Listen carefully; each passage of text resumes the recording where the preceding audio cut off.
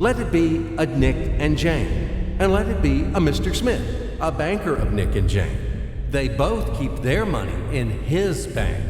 That's why we use the title Mr. Smith with respect. Nick really wants to buy, well, let's say Jane's bicycle, but he has no money. More precisely, he has money, but not enough, only $10, while Jane wants $100 for her precious bicycle. That's a problem. What should Nick do? Well, this bicycle is so desirable. He gives Jane his $10 as a deposit and asks plaintively not to sell the bike to anyone. He says that he will bring the rest of the money soon. At the same time, he runs to his bank, to the respected Mr. Smith, to get a loan for the missing $90. As ill luck, Mr. Smith has no money at this moment, but he knows perfectly about $10, which Nick gave to Jane. And where will Jane bring his money to? That's right, she will put these $10 in her lovely bank to the same Mr. Smith. Therefore, Mr. Smith asks Nick to come back tomorrow, in the hope that tomorrow he will get these $10. And everything happens this way. The next day, Jane brings $10 to the bank. The bank provides Nick these $10 on credit. Nick immediately gives them to Jane. She again puts them in a bank. The bank again provides Nick these $10 on credit, etc. As long as Nick the fool will gather enough money for the bicycle. Don't you get confused yet? Be patient, I told you. These demons have been trying to confuse you during 1,000 years.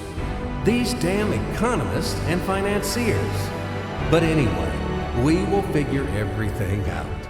So what do we have in the end? Nick finally got the bike from Jane. Wow! But at the same time, Nick owes $90 to the bank, Mr. Smith, and the bank, in its turn, owes $100 to Jane. In other words, those $10, which existed initially, have magically turned into $200, $190 of debts plus real $10.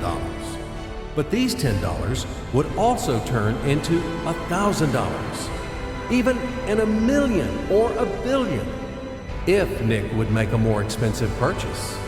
In this case, our $10 would make the increasing number of its cycles, circuits from hands to hands. That's it. So, what happens in today's world?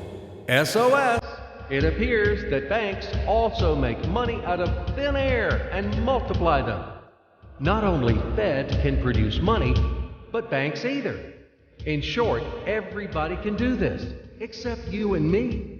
We are not in the business at this celebration of life.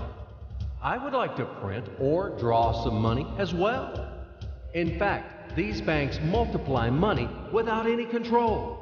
And we're still wondering why the banker lives better.